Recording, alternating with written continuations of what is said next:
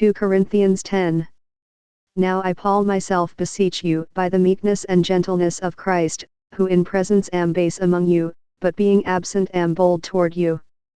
But I beseech you, that I may not be bold when I am present with that confidence, wherewith I think to be bold against some, which think of us as if we walked according to the flesh. For though we walk in the flesh, we do not war after the flesh.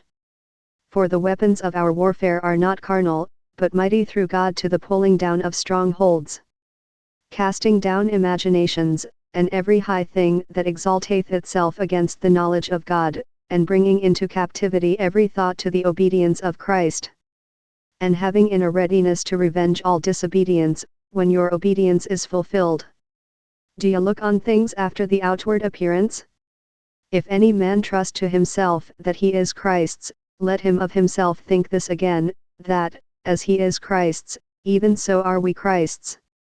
For though I should boast somewhat more of our authority, which the Lord hath given us for edification, and not for your destruction, I should not be ashamed. That I may not seem as if I would terrify you by letters.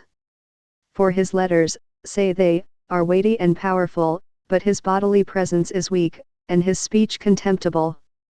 Let such an one think this, that, such as we are in word by letters when we are absent, such will we be also indeed when we are present.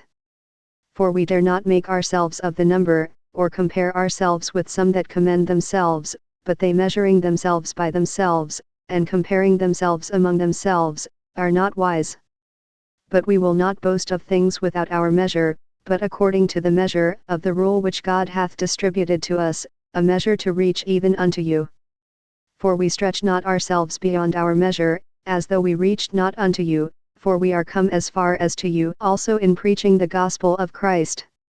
Not boasting of things without our measure, that is, of other men's labors, but having hope, when your faith is increased, that we shall be enlarged by you according to our rule abundantly.